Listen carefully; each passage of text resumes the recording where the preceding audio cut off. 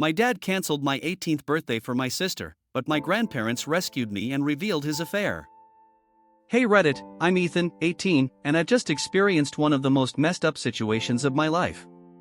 My dad, Mark, 45, has always favored my sister Lily, 15, over me, but this time he took it to a whole new level. For my entire life, I've watched my dad bend over backward to make Lily happy, but when he canceled my 18th birthday party for her, it was the last straw. My grandparents stepped in to save the day, but they also dropped a bombshell that changed everything. Turns out, my dad's been keeping secrets that have torn our family apart. Here's how my 18th birthday turned into a day I'll never forget, and not for the reasons I expected. Growing up, it was always clear who the favorite child was. My dad, Mark, and my mom, Julie, 43, had me when they were in their mid-20s, fresh out of college and trying to build their careers. My early years were spent with babysitters and daycare while my parents worked long hours. Despite the hectic schedule, I never doubted that they loved me. We had movie nights, played in the park, and my dad would read me bedtime stories whenever he was home early enough. I remember him tucking me in, talking about his day at work, and making me feel like I was the most important person in the world. But things changed drastically when my sister Lily was born 3 years later. From the moment she arrived, it was like she became the center of everyone's universe, especially my dad's. She was the miracle baby, born after a complicated pregnancy that left my mom bedridden for weeks. My mom's health scare during Lily's birth had been a wake-up call for my dad, and he spent every moment making sure Lily had everything she needed. Everyone doted on her, especially my dad, who made it his mission to make her life perfect. As I grew older, it became obvious that my dad treated Lily differently. She could do no wrong in his eyes, and every little thing she did was celebrated like she'd just won the Nobel Prize. When Lily was a toddler, she was this cute, curly-haired bundle of joy who could get away with murder. She had this infectious laugh and the kind of charisma that drew people in, including my dad. If I accidentally broke something, I'd get a stern lecture about responsibility and being more careful. But if Lily did the same, my dad would just laugh and call her his little troublemaker. It didn't matter if she spilled juice on the carpet or scribbled on the walls, my dad would clean it up with a smile, saying, "She's just expressing herself." As kids, it didn't bother me too much. I loved my sister and thought it was just normal sibling stuff. But as we got older, the favoritism became more and more apparent, and it was like Lily could never be wrong. In school, I worked hard to get good grades. I wasn't the smartest kid, but I put in the effort, joining clubs and participating in sports. My dad would occasionally come to my games, but he never seemed all that interested. He'd clap when my team scored but spent most of the time on his phone, distracted by work emails or calls. I'd look up in the stands, hoping to catch his eye, but he was always half engaged, like he had somewhere more important to be. My mom tried to make up for it, cheering louder than anyone else, but I always felt the sting of my dad's indifference. Meanwhile, Lily's every achievement was met with fanfare. She was a bright kid, excelling in her studies and a natural at everything she tried. My dad never missed one of her recitals or award ceremonies, always sitting front and center with a proud smile. If Lily so much as mentioned wanting something, a new dress, piano lessons, or even just a day out, my dad would make it happen. He'd rearrange his schedule, cancel meetings, and drop everything just to make sure Lily got what she wanted. It was like her happiness was his top priority, and I was just there. Our home was filled with constant reminders of Lily's accomplishments. The living room walls were covered in her certificates and trophies, while my own achievements were relegated to a small shelf in my room. My dad would gush about Lily to anyone who would listen, telling stories about her performances, her straight A's, and how she was destined for greatness. My mom tried to balance things out, giving me pep talks and showing up to my events when she could, but even she seemed overwhelmed by my dad's obsession with Lily. It wasn't just about her being the baby of the family, it was like she was on a pedestal, untouchable, and adored in a way I never was. As I entered high school, the dynamic only worsened. I tried to carve out my own space, focusing on my interests like photography and music. I joined the school band, saving up to buy my first guitar with money from my part-time job. Music became my escape, a way to drown out the noise of constant comparisons and unrealistic expectations. I'd spend hours in my room, strumming my guitar and losing myself in the melodies, imagining a world where I wasn't overshadowed by my sister's endless accomplishments.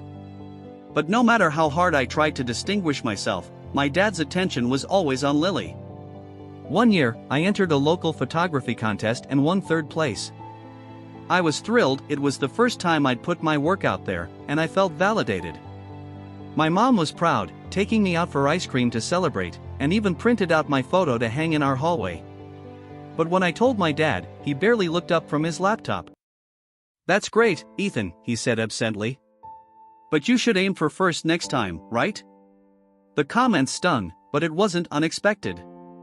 I'd grown used to my dad's lukewarm responses to my achievements, and by now, I'd learned not to expect too much.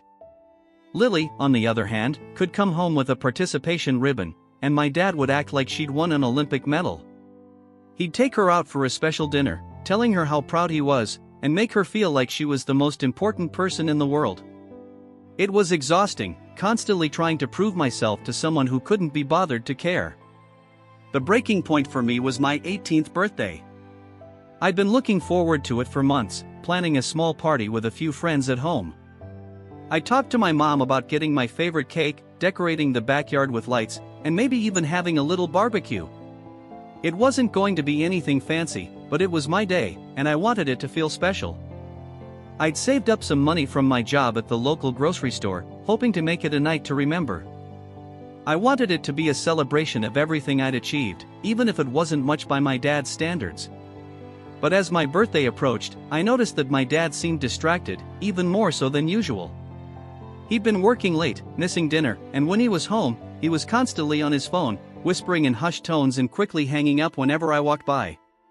I figured it was just work stress. He'd been under a lot of pressure lately, and my mom had mentioned that things at the office weren't going well. He was always talking about some big deal he was working on, but I didn't press for details. Still, I hoped that, just this once, he'd make an effort for my birthday. 2 weeks before my birthday, my mom and I were sitting at the kitchen table, going over the final details for the party. We were making a list of snacks, drinks, and decorations, and I was excitedly talking about the playlist I'd put together. My mom seemed genuinely happy to help, and for the first time in a while, I felt like things were falling into place. She'd even suggested inviting a few more family members, making it a bigger celebration than I'd originally planned. Then, my dad walked in, looking unusually tense. He glanced at the list on the table, then at me. "Ethan, can we talk for a minute?" he asked, his voice strained. "Sure," I said, a bit confused. My mom looked up, concern flickering in her eyes, but she didn't say anything. My dad sat down, rubbing his temples like he had a headache. "Listen, I know your birthday is coming up, and you've been planning this party, but something's come up." I felt a sinking feeling in my stomach. "What do you mean, something's come up?" He sighed, avoiding eye contact. "Lily's dance recital got moved to the same day as your party. It's a big performance, and she's been working really hard. I promised her I'd be there, and, well, I think we're going to have to cancel your party." I stared at him, stunned. "Are you serious?" "Dad, it's my 18th birthday. I've been planning this for months." "I know, Ethan, and I'm sorry," he said, though his tone didn't sound apologetic at all. "But this recital is really important to Lily. It's a big opportunity, and she's been looking forward to it." I couldn't believe what I was hearing. "So you're canceling my birthday because of Lily's recital? Can't she do it another day?" "It's not up to her, Ethan," my dad snapped, his frustration boiling over. "The date was changed last minute, and there's nothing we can do about it. I know it's disappointing, but you'll have other birthdays. This is a one-time thing for Lily." I felt my blood start to boil. It was the same old story. Lily's wants and needs always came first, and I was expected to just suck it up and deal with it. My mom, sensing the tension, tried to step in. "Mark, maybe we can find a way to do both. Ethan's been looking forward to this, and it's a milestone birthday." But my dad was already shaking his head. "We can't be in two places at once, Julie. And right now, Lily needs our support. We'll do something for Ethan another time, okay?" I pushed my chair back, feeling angry tears welling up in my eyes. "Forget it," I said, storming out of the kitchen. I should have known this would happen. I slammed the door to my room, seething with rage. It wasn't just about the party, it was about everything. Every missed game, every ignored achievement, every time I'd been brushed aside in favor of Lily. I was sick of being second place in my own family, and my dad's blatant disregard for my feelings was the final straw. For the next few days, I barely spoke to anyone. My mom tried to console me, offering to take me out for a special dinner or do something small with just the two of us, but it wasn't the same.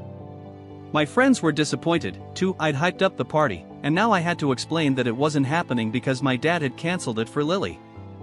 I could tell they felt bad for me, but I was too embarrassed to talk about it.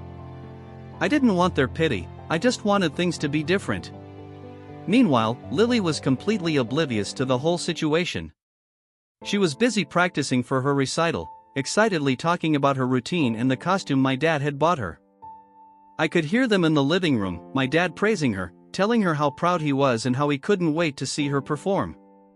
It was like my birthday wasn't even a blip on his radar. He didn't even mention it after that one conversation, and the silence was deafening. I tried to ignore it, burying myself in my schoolwork and counting down the days until my birthday would just be over. But the closer it got, the more the bitterness festered. My 18th birthday was supposed to be a milestone, a celebration of entering adulthood, but instead, it felt like just another reminder of how little I mattered in my dad's eyes.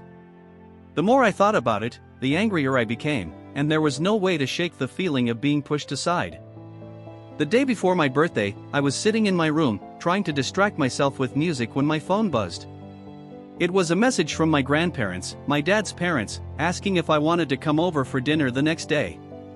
My grandparents, Henry and Susan, had always been a huge part of my life, and they'd never missed a birthday. They were kind, supportive, and always made me feel seen, even when my own parents didn't. Grandpa Henry had a knack for making everything seem okay, no matter how bad things got. I replied quickly, grateful for the distraction. "Yeah, I'd love to." "What time?" "Come over around 6, Grandma Susan replied. "We've got a little surprise for you." I smiled for the first time in days. My grandparents were always doing things like this, picking me up when I was down and making me feel special. I hadn't told them about the cancelled party, but I figured my mom or someone else must have mentioned it. I was looking forward to spending time with them, away from the drama of my dad and Lily. It felt like the one safe space I had left, and I was desperate to escape. The next day, my actual birthday, was as disappointing as I'd feared. My dad was too busy fussing over Lily's recital to even acknowledge me, and I spent most of the day in my room. My mom tried to make up for it with a small breakfast, but even she was pulled away by Lily's needs. She'd promised to take me out later in the week, but I could tell she felt torn between wanting to celebrate with me and being caught up in the whirlwind that was my dad and Lily's world. I'd never felt so alone on a day that was supposed to be about me. Around 5:30, I headed over to my grandparents' house, which was a short drive away. As soon as I walked in, I was greeted by the smell of my favorite foods, Grandma's famous lasagna, garlic bread, and a chocolate cake that looked absolutely incredible. I couldn't believe they'd gone to so much trouble just for me. The house was decorated with balloons and streamers, and I noticed a big Happy 18th Birthday banner hanging across the living room. My grandparents had pulled out all the stops, and I felt a surge of gratitude that someone cared enough to make my day special. "Happy birthday, Ethan," my grandparents cheered as I walked through the door. They pulled me into a tight hug, and for the first time all day, I felt genuinely happy. "Wow, this is amazing," I said, trying not to get emotional. "Thank you so much. You didn't have to do all this." Grandpa Henry clapped me on the back, a big smile on his face. "Of course, buddy. We're not letting you celebrate this milestone alone. 18's a big deal, and we're proud of you." We sat down to eat, and for the first time in weeks, I felt a sense of normalcy. My grandparents asked me about school, my friends, and what my plans were for the future. They listened to every word, hanging on to every detail like it was the most important thing in the world. It was the kind of attention I'd been craving, the kind my dad never seemed to have for me. They told stories about when my dad was my age, sharing memories that made me laugh and feel connected in a way I hadn't in a long time. As we were finishing dessert, Grandma Susan disappeared into the living room and came back holding a small, wrapped box. "We wanted to give you something special," she said, handing it to me. "Open it." I unwrapped the box carefully, revealing an old, ornate pocket watch. It was beautiful, with intricate engravings and a chain that looked like it had seen a lot of history. I turned it over in my hands, admiring the craftsmanship and feeling the weight of its significance. "This was your great-grandfather's," Grandpa Henry explained. "He passed it down to me, and now I want you to have it. It's a family heirloom, something to remind you that you're part of a legacy." I was speechless. I knew how much that watch meant to my grandfather, and the fact that he was giving it to me felt like a tremendous honor. It wasn't just a gift, it was a symbol of our family's history, a connection to my roots that I desperately needed. "Thank you," I whispered, my voice choked with emotion. "I don't know what to say." "You don't have to say anything," Grandma Susan said, smiling softly. "We just want you to know how much you mean to us. You've always been special, Ethan, and don't let anyone make you feel otherwise." I hugged them both, feeling more loved in that moment than I had in a long time. As we sat back down, Grandpa Henry's expression shifted, and he looked at me seriously. "There's something else we need to talk about, Ethan. Something you deserve to know." I looked at him, confused. "What is it?" Grandma Susan sighed, glancing at my grandpa before turning back to me. "We weren't sure if we should tell you, but after everything that's happened, we think you need to hear the truth about your dad." I felt my heart start to race.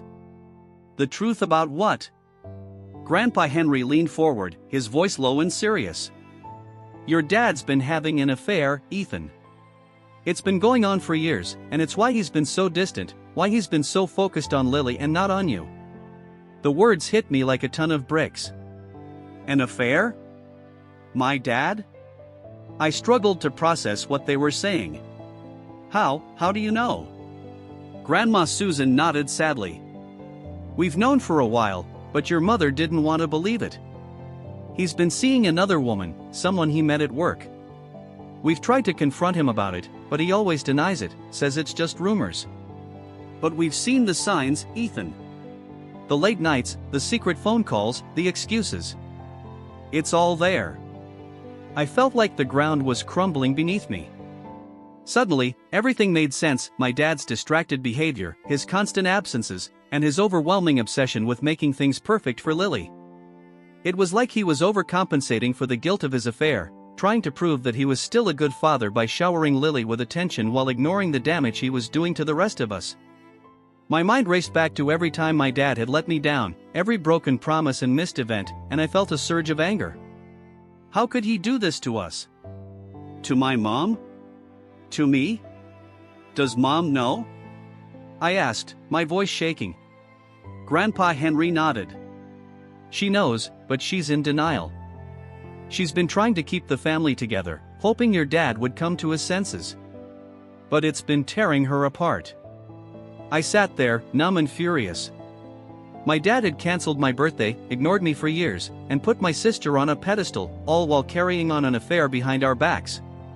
It was like every piece of my childhood had been a lie, and I didn't know how to process it. My grandparents were quiet, giving me space to absorb the information. Finally, Grandma Susan reached over and squeezed my hand. We're here for you, Ethan. Whatever you need, whatever happens next, you're not alone. I nodded, my mind spinning with questions and emotions. My birthday had been ruined, but my grandparents had given me something far more valuable than a party. They'd given me the truth. And now, it was up to me to decide what to do with it.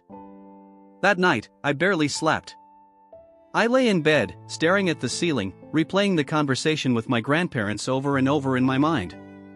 My dad's affair explained so much about his behavior, the constant distractions, the tension between him and my mom, the way he'd thrown himself into making Lily happy as if trying to compensate for something.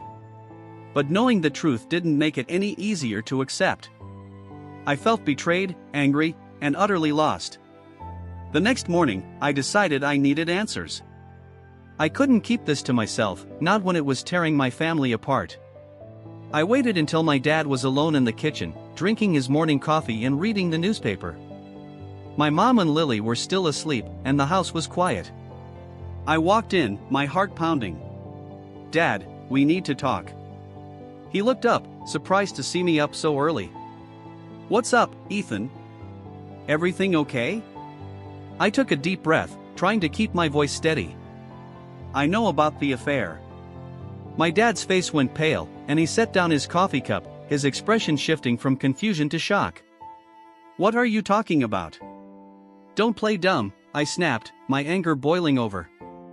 "Grandma and Grandpa told me everything. They've known for years, and so has Mom. You've been cheating on her, haven't you?" My dad's eyes darted around the room, as if looking for an escape. "Ethan, this isn't the time." "No, it is the time," I yelled, my voice echoing through the kitchen. "You've been lying to all of us. You've been ignoring me, bending over backward for Lily, and pretending like everything's fine." "But it's not fine, Dad. You've ruined everything." My dad stood up, trying to regain his composure. "Ethan, I never meant for any of this to happen. I made mistakes, okay? But it's complicated." "Complicated?" I scoffed, tears of frustration stinging my eyes. "You cheated on Mom. You lied to us. How is that complicated?" He rubbed his forehead, looking more defeated than I'd ever seen him. "I don't expect you to understand. I've been trying to keep this family together, to make sure you and Lily are happy. But we're not happy." I interrupted, my voice breaking. "You've been so busy trying to fix your own mess that you've ignored everything else. You canceled my birthday, Dad. For her. You've always put Lily first, and now I know why. You're trying to make yourself feel better, but you're just hurting everyone." My dad opened his mouth to respond, but no words came out. He looked like he wanted to defend himself, to justify his actions, but the guilt in his eyes told me everything I needed to know. He was trapped in his own web of lies, and there was no easy way out. I turned away, unable to look at him any longer. "You need to fix this, Dad. You need to be honest with Mom. And you need to figure out what kind of father you want to be, because right now, you're not one." I stormed out of the kitchen, my emotions a tangled mess of anger, sadness, and disappointment. My dad had always been my hero, the person I looked up to, even when he let me down. But now, all I saw was a man who had sacrificed his family's happiness for his own selfish needs. I spent the rest of the day avoiding my parents, unable to face either of them. My mom was trying to hold things together, pretending like everything was fine, but I could see the cracks. She was putting on a brave face for Lily, who was blissfully unaware of the chaos unfolding around her. Part of me wanted to tell her everything, to shatter the illusion and force her to see the truth, but I couldn't bring myself to do it. Lily was innocent in all of this, and I didn't want to ruin her perception of our family, even if it was built on lies. Over the next few days, the tension in our house was unbearable. My dad tried to act normal, but his guilt was written all over his face. He'd avoid eye contact with me, burying himself in work or disappearing for hours without explanation. My mom, meanwhile, was a bundle of nerves, constantly trying to keep up appearances while quietly falling apart. It was like we were all living in a pressure cooker, just waiting for the inevitable explosion. One evening, I overheard my parents arguing in the living room. I was in my room, trying to block out the noise with music, but their voices kept cutting through. "How long are we going to keep pretending, Mark?" My mom's voice quivered with frustration and pain. "Our son knows. Do you have any idea what this is doing to him?" My dad's response was muffled, but I could hear the defensiveness in his tone. "Julie, I'm trying. I didn't mean for Ethan to find out like this. I was going to handle it." "Handle it? You've been handling it for years, Mark. And look where it's gotten us. Our son is miserable, and you've put Lily on a pedestal to distract yourself from your own guilt. This isn't a family anymore, it's a disaster." I couldn't listen anymore. I grabbed my headphones and cranked up the volume, drowning out their voices. My parents' marriage was falling apart, and there was nothing I could do to stop it. I felt helpless, angry, and more alone than ever. I wanted to run away, to escape the mess they'd made, but I was stuck, trapped in a home that no longer felt like my own. As the weeks went by, my dad's affair became the elephant in the room that no one talked about but everyone felt. My mom was growing more distant, throwing herself into work and avoiding my dad whenever possible. She'd stay late at the office, leaving me to take care of dinner or help Lily with her homework. It was clear that she was barely holding it together, and I felt helpless watching her struggle. I'd catch glimpses of her late at night, sitting at the kitchen table with a glass of wine, staring off into space like she was trying to piece together a puzzle that no longer fit. Lily, meanwhile, continued to live in her own little bubble. My parents had done everything they could to shield her from the truth, and she remained blissfully unaware of the turmoil tearing our family apart. She'd chat about her friends, her school projects, and her upcoming dance competitions, completely oblivious to the tension that hung over our home like a dark cloud. She'd ask where Dad was, why Mom was always so tired, and I'd lie, telling her they were just busy. It wasn't fair, but I didn't know how else to protect her from the truth. I, on the other hand, couldn't escape it. Everywhere I turned, I was reminded of my dad's betrayal and the lies that had been holding our family together. My grades started to slip as I struggled to focus on school, and I found myself withdrawing from my friends, too ashamed and overwhelmed to explain what was going on. I felt like I was suffocating under the weight of everything I knew, and there was no one I could talk to who would truly understand. I stopped going to band practice, skipped out on social events, and spent most of my time alone in my room, drowning in music that only half drowned out my thoughts. My grandparents continued to be my lifeline, checking in on me regularly and offering their unwavering support. They never pushed me to talk about what was happening, but they were always there when I needed to vent or just get away from the chaos at home. Grandpa Henry would take me out for drives in his old pickup truck, talking to me about his own struggles and reminding me that I was stronger than I felt. He'd tell stories about his youth, about the challenges he faced when he was my age, and it helped to know that I wasn't alone, even if my problems felt insurmountable. "You've got a good head on your shoulders, Ethan," he'd say, patting me on the back. "Don't let your dad's mistakes define you. You're your own person, and you've got a future ahead of you that's brighter than you know." His words were a comfort, but they couldn't erase the anger I felt toward my dad. I wanted to confront him again, to demand answers and force him to face the damage he'd done, but every time I looked at him, all I saw was a broken man who didn't know how to fix what he'd destroyed. He'd walk around the house like a ghost, his eyes hollow, and it was clear that he was grappling with his own demons. But it wasn't enough. I needed him to do more than just exist. I needed him to take responsibility. One night, after another tense dinner where no one spoke, I found myself standing outside my dad's office.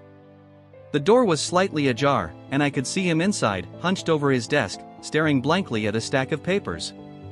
He looked older, more worn down than I'd ever seen him, and for the first time, I realized that he was just as lost as the rest of us. I knocked softly on the door, and he looked up, surprised to see me. "Ethan," he said, his voice heavy with exhaustion. "What's going on?" I hesitated, unsure of what I wanted to say. I don't understand, Dad. Why did you do it? Why put us all through this?" He sighed, rubbing his temples. "I don't know, Ethan. I really don't. I made a mistake, a terrible, selfish mistake, and I've been trying to make up for it ever since. But I don't know how." I stared at him, feeling a mix of anger and pity. "You can't fix this by pretending it didn't happen. You can't make it right by ignoring me and treating Lily like she's the only thing that matters. We're all hurting, Dad. And you need to take responsibility." He nodded, his eyes filled with regret. "You're right. I've let you down in ways I can't even begin to make up for. But I want to try. I want to be better for you, for Lily, and for your mom." I didn't know if I believed him, but it was the first time I'd seen my dad acknowledge his faults without trying to make excuses.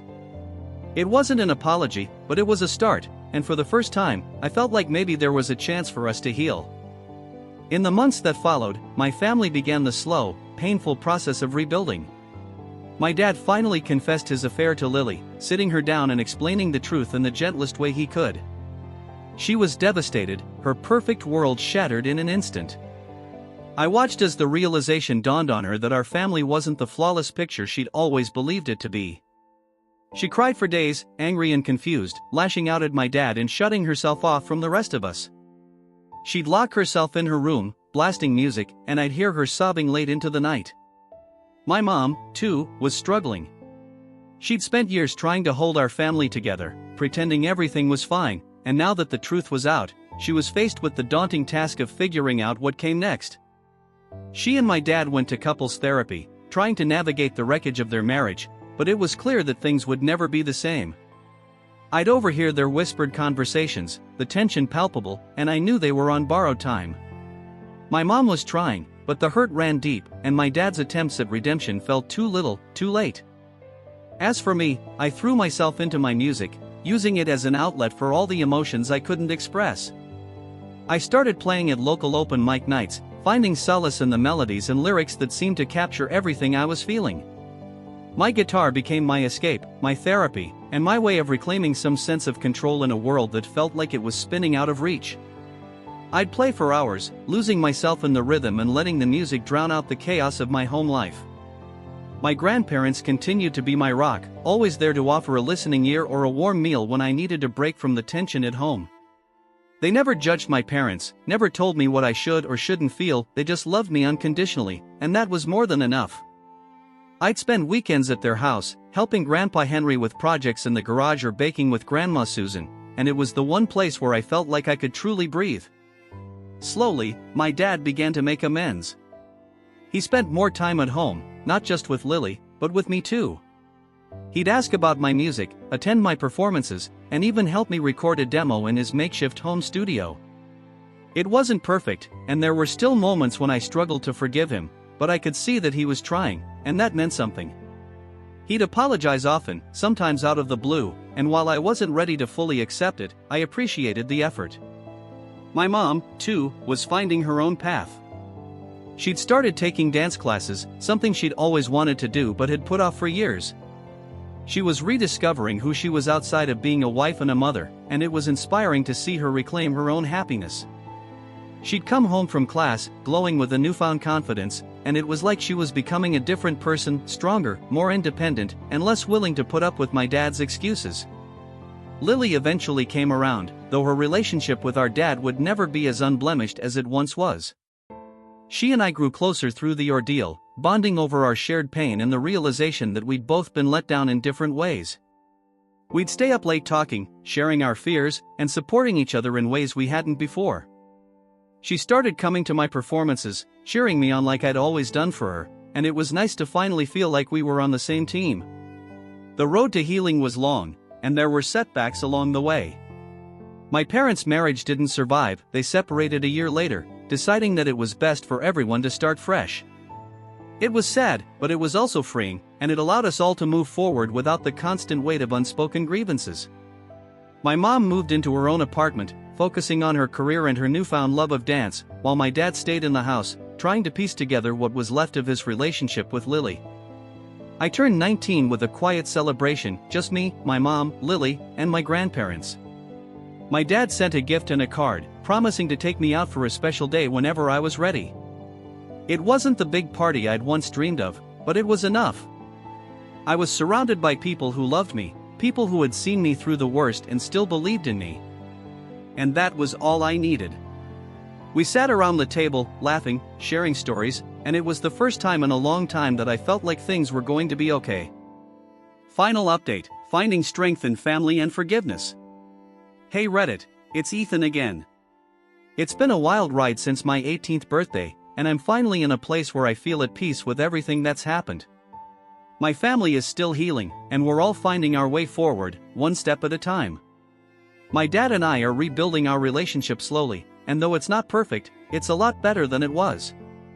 He's making an effort to be present, and I'm learning to forgive, even if I can't forget. My mom has found a new sense of independence, and she's happier than I've seen her in years. She's dating again, slowly opening herself up to new possibilities, and it's been amazing to see her thrive. Lily is thriving in her own way, learning that she doesn't have to be perfect to be loved. She's still my dad's golden child in some ways, but she's grown more empathetic, more aware of the world outside her bubble. As for me, I'm focusing on my music, my friends, and my future. I've realized that I can't change the past, but I can decide how to move forward. I'm looking into colleges with strong music programs, hoping to turn my passion into a career, and for the first time, I feel excited about what's ahead. To anyone out there dealing with family drama, betrayal, or feeling like you're not enough, just know that you're not alone. Families are messy, and sometimes the people who are supposed to protect us end up hurting us the most. But you can find your way through it, and you can come out stronger on the other side. Thanks for reading, and here's to finding strength, forgiveness, and the courage to keep moving forward.